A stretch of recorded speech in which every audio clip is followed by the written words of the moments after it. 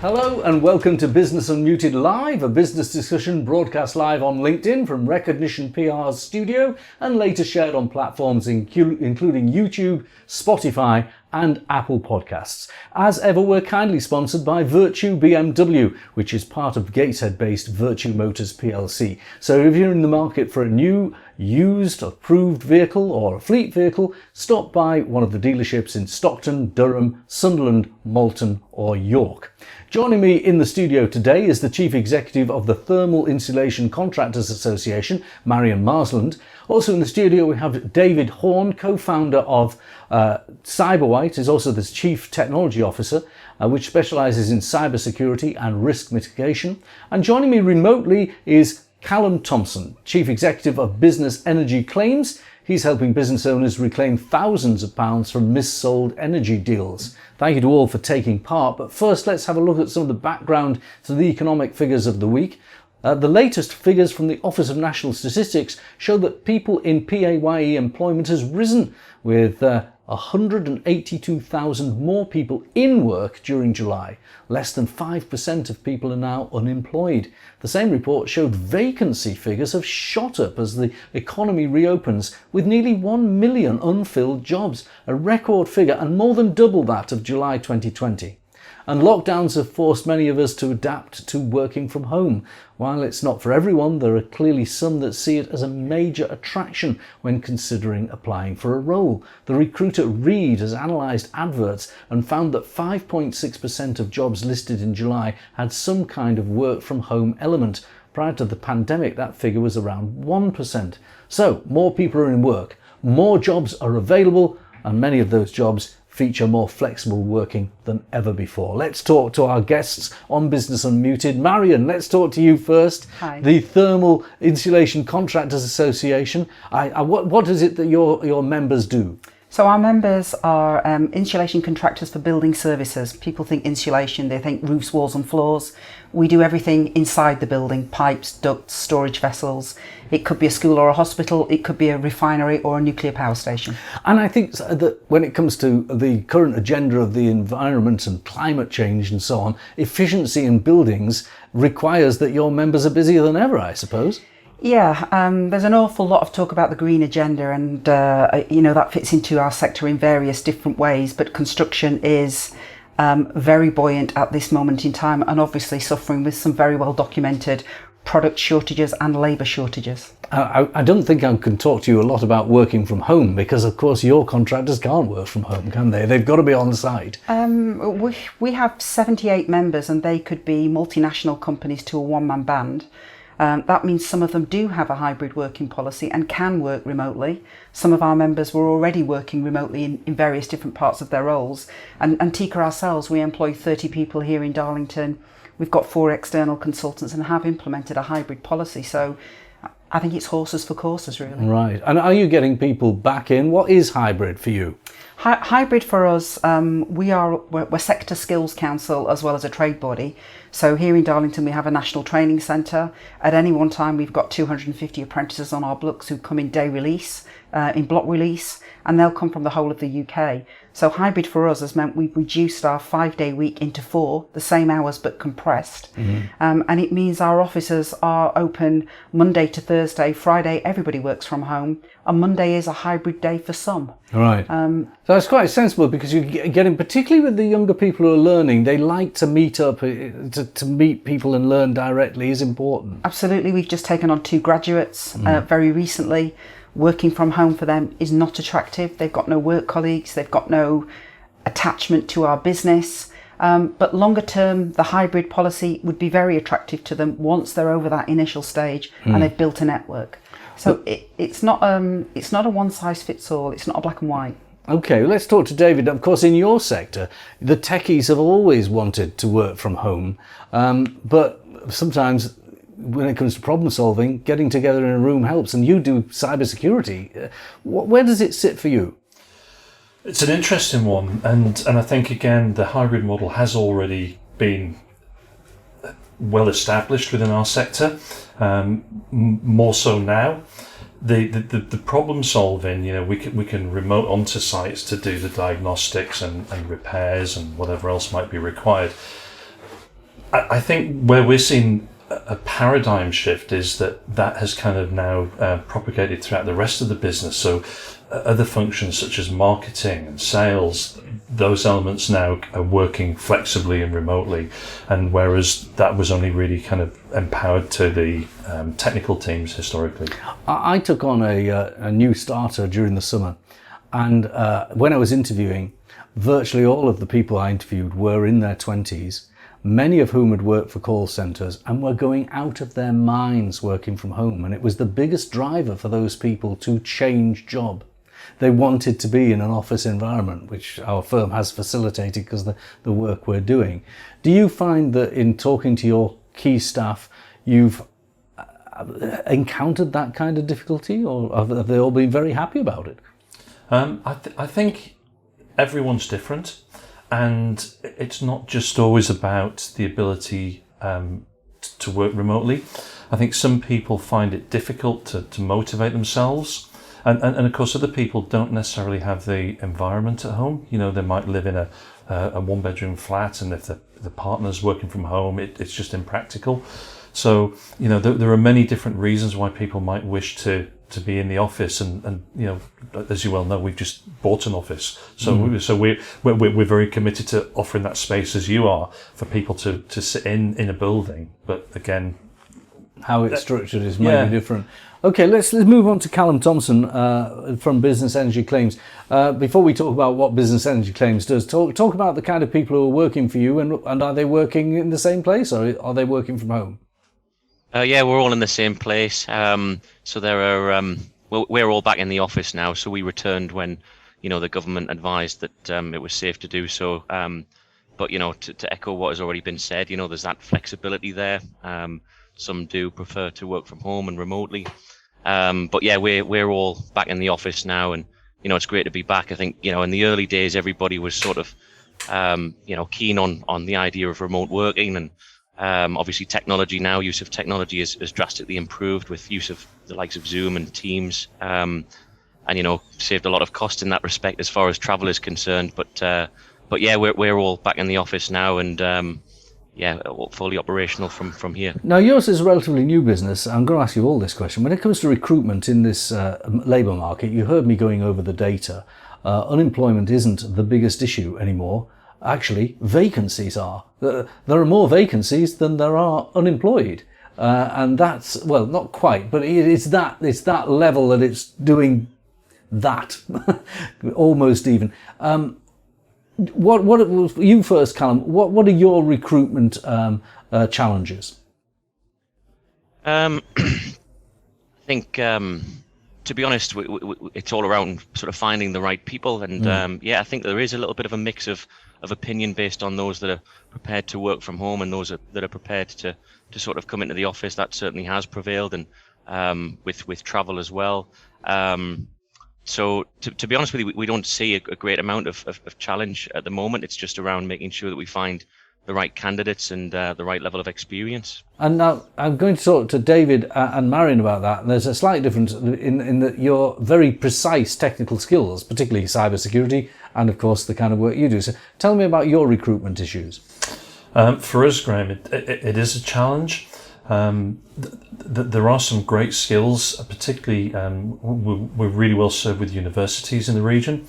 A challenge for us is that many of the graduates head south, so trying to retain them it is a problem, and so we've kind of adopted a very different strategy of late. So rather than waiting for them to graduate and then try and hoover them up, we're offering internships now, and that's really working well. So we're capturing them in that kind of start that third year, taking a year out, coming to work, and then hopefully shaping something that works for them. And for people watching this video outside of where we are, we're talking about northeast England, where the levelling up agenda is trying to address this issue of the brain drain and people leaving the region. And there's a lot of things happening in the region that are very positive, from government relocating jobs to attention to our high streets and so on. This question about internships is very interesting. I offered an internship this summer and made sure that the person was paid. I believe personally in paid internships. not only because it's fair to the person being the intern, but it actually establishes to a young person that there is a measure of obligation. You're getting paid, you're obliged to turn up, you're obliged to do what you're asked to do. And that's part of the lesson in life. Yeah, absolutely. And like you, we believe in paying people a very fair wage. And in fact, so much so we're actually part of the Living Wage Foundation. So we don't do minimum. We really want to kind of capture those potential future employees and show them what a great place it is. And it's not just, come here and you get the experience and you'll thank us for it later. That's not how we work. And I do agree it can recruit people on it. So the producer of this programme, Joss, he was an intern a few years ago, and now he's on an astronomical wage and doing very well. Marion, what's your view on this? Recruitment and internships as well? Well, for recruitment, I'll talk on behalf of our members. Yes, of course, the specialist trade. And I think construction as a whole is having the perfect storm, and that's not related to any one issue. It's actually a combination of many, many things. So if you look at the statistics that have come out quite recently in construction in London, where many of our members are based, 62% of European migrant labour has returned home. That's left an enormous hole at a point we're trying to do HS2, we're trying to build Hinkley Point. But the other side of that perfect storm is we've kind of moved culturally, the UK, away from vocational education. Many more young people are going to university and don't see that vocational start for them who 25 years ago would have done. So we have a real perfect storm and a significant recruitment problem. And very interestingly, from an apprentice recruitment point of view, our numbers here in Darlington last year, in the middle of a pandemic, what we thought was going to be a terrible year, was a record intake. This year, expecting another record intake, construction's just as busy.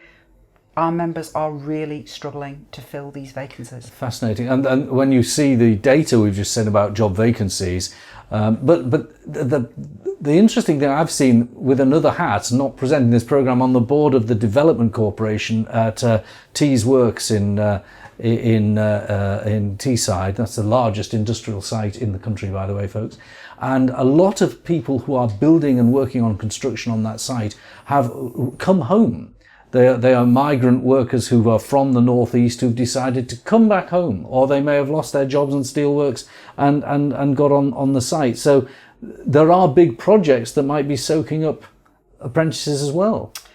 I think there's big projects that are soaking up labour, but they're soaking up experienced labour. Yes, yeah. And in terms of bringing new people, we have construction as a whole has a very ageing workforce, and we are struggling to attract new entrants, and that problem year on year is getting worse, and obviously having a cumulative effect. And it is worth pointing out to people who may be watching, and parents of young people that are watching, that some of these craft trades, whether it be construction or electrical or even AV in our business, they pay quite well. They're not necessarily diminished compared to a student who's gone to university, studied a humanities course, may not be able to earn the same salary. No, these guys are earning very significant salaries very quickly. We're not talking about an 8-year apprenticeship, so the apprenticeship journey may be 4 years, but from a reasonable salary start to a very generous salary would be less than 2.5 years. Yeah, absolutely. These guys who are working offshore will be getting shift rotation allowances. It is a very well paid, lucrative apprenticeship. Yeah, and one of our people we work with, Charlie Mullins, Pimlico Plumbers, he regularly talks about plumbers earning 6 figures. That isn't as common elsewhere, but £50,000 for some of these craft skills isn't uncommon. £50,000 is not uncommon at all. Sometimes I look at working in an office and think, I wish I'd done that. Now let's move on. That's very helpful, Marion. Now I want to talk about some other business issues that our guests are actually dealing with. And Business Energy Claims is a business established to tackle an issue that many people don't realise exists, but when you review it, it can. Callum, give us the elevator pitch of what you're doing to help businesses with their energy costs. Yeah, so we're helping businesses to recover monies through mis-selling and hidden fees by energy brokers. It's been an issue for many years that is just continuing, and perpetuating year after year. So the market was deregulated circa 25 years ago, meaning that businesses could freely switch their energy provider. And effectively, what's happened is the regulations and the controls implemented by the suppliers have become more and more relaxed over time. And so essentially, the scale of this is enormous. There's 25 billion pounds spent on energy per annum across public sector and private sector businesses and charities, all of whom we're assisting. And that's basically manifested itself in a huge issue. So the laws are very clear around this. There's a very strong legal basis of claims. So we've had some great success over the last 3 years, but we're sort of barely scratching the surface, and we're keen to support and assist many more businesses. So give us the kind of analysis that a business owner should look at, because actually once someone's set up the standing order for the energy bill, and it's a bit like at home, you're busy. In business it's even worse. You're not as preoccupied with your regular bills as you are with your suppliers and so on. So what should a business look out for when it's considering its energy bill? Well, primarily the issue comes from energy brokers. There is an awful lot of mis-selling that takes place within that sector. So the vast majority of businesses do use an energy broker. There are circa 3,000 energy brokers out there now, so it's a hugely saturated market. And speak to any random customer, they're generally bombarded with sales calls from energy brokers. So the energy providers themselves now, from a business perspective, are heavily dependent on the energy brokers for their route to market. So there are a number of things to look out for, but most businesses in our experience who have used an energy broker are entitled to a claim. Usually it falls into a lack of transparency. So the energy brokers typically fail to disclose their commissions. So the commission is added to the actual unit price of energy itself. And the suppliers, as I say, they've become complicit in this over the years. They've uncapped the amount of commission. A lot of the suppliers have uncapped the amount of commission that an energy broker can add to a customer's bill. And the point is that very rarely do the energy brokers disclose that commission. So the end result is a substantial proportion of a customer or a business's energy spend could be in the form of undisclosed fees. So, our advice would be to query whether or not, the broker that has been used has disclosed their fees. The law is very clear that it has to be full and frank disclosure. And in addition to that, there is, other elements that give rise to a claim as well. Our experience tells us that there's an awful lot of misrepresentations, energy brokers professing to be getting customers the best deal, when in actual fact, it's simply a deal that benefits them rather than the client themselves, because of the commercial arrangements that they have with the energy providers. So, as I say, the end result is that there is this enormous issue that's costing businesses billions of pounds per annum. All right, give us a quick indication of a case study, and then I'm going to move on to another business issue with David. Let's just talk about, say, a smaller business, maybe an office-based business rather than a manufacturer who might buy directly from an energy supplier. So an office-based business, maybe a small one where the owner is busy doing their regular thing and they're just paying their 500 quid a month gas and electric bill. What kind of claim could arise if their broker hadn't told them their commission?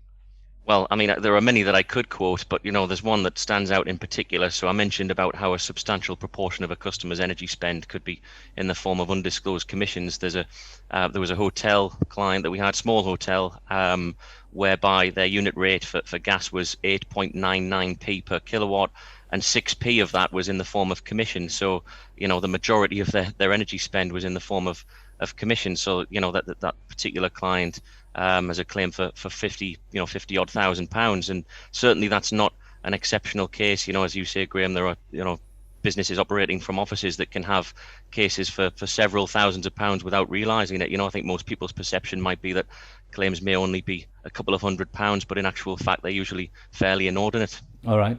Well, thank you for telling us about it. Of course, if you act for someone, you take a commission, don't you? You're transparent about that, aren't you, Callum? We are, yes, we are indeed. We work on effectively a no-win, no-fee basis, that's right. All right. Well, thank you very much. Stay on the line.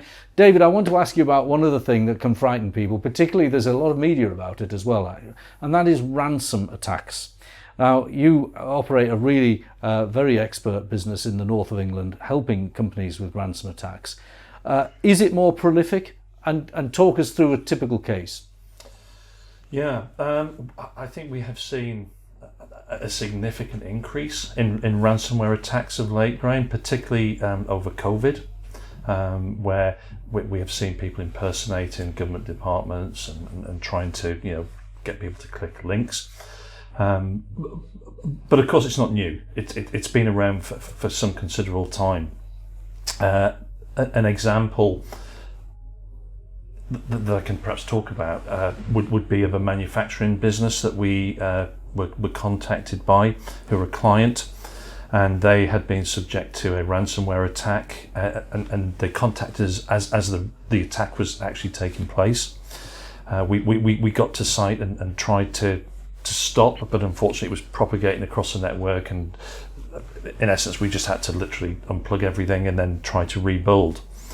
The problem was that the business didn't have all of the IT infrastructure in terms of resilience that it might have had, and as a result of that, restoring from the backups wasn't as effective as it might have been.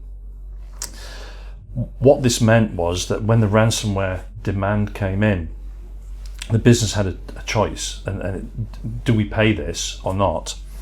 And of course our advice is never pay, because ultimately you're dealing with criminals, right? And so even if you pay them, you've got no guarantees. This business made a decision to pay the ransomware, but of course a challenge with that is that they've demanded payment in Bitcoin. You can't have a corporate Bitcoin account, so it's against the rules. Yeah, so the head of IT created a Bitcoin account. The amount was a not insignificant £150,000. The business transferred the money to the head of IT, who then paid the ransom. And they paid the ransom because they felt that if they didn't, that they had nothing to lose, because they felt they would function for about 4 weeks and then they would have to shut the doors. And as an employer of perhaps over 250 staff, it was a big risk. And so they felt if they didn't do it, they were snookered. If they did, they might be snookered, but they might not be. As it happened, the ransomware people, the criminals, did provide the decrypt keys, and were then on hand, believe it or not, to support the organisation in restoring everything through their very efficient help desk. Like the mafia with protection. Oh, unbelievable, Graham. And so not only did they support them to reinstate everything, they then provided advice and tried to sell a support contract to stop it from happening again. And of course, needless to say, they said no. But the problem is, some businesses would say yes, and notwithstanding anything, that business spent £150,000, which was a significant impact in cash flow and a number of other things, just to keep on functioning. There was one last point that you told me about this story before we started, and that is the way the Inland Revenue treated the poor IT guys' savings accounts. Yeah, well, because the business had made a £150,000 payment to him, and it was an undeclared income, wasn't it? And he paid it, and HMRC were rubbing their hands with glee. And you got a tax inspection. Yeah, absolutely. My goodness, yes. That's dreadful. Now, I don't think we've got time for a full explanation what you can do to prevent these kinds of ransomware attacks. They are scary, but I know, and I've actually employed David myself to do this, and it was good value. You do a sort of friendly hack of firms, don't you, to sort of test. I would advise it. It doesn't cost that much, but I will allow you to tell people how much it costs. No, it depends, Graham. It depends on what's being looked at, really. So, but ultimately we'll try and find the ingress points that the criminals will get, and then we'll help you to sort them out before they get there. That is a good bit of advice to do, and take him, give him a call and ask him how much. If you own a business, just ask him how much. It's not too much money, and it certainly helped me sleep at night. Well, look, Marion, thank you for coming in. You're welcome. And it's great to see your business doing well despite the problems that the members are facing, and they're coming from a good place, those problems, but they're still there. So hopefully you'll get the apprentices in, and hopefully the labour shortages will be able to fulfil the market. Thank you, Callum. Best of luck with your new venture. Keep those energy companies on their toes, and I'm sorry that you're going to give everyone nightmares with those ransomware stories. David Horn, thank you. That's it for Business Unmuted today. Join us again soon.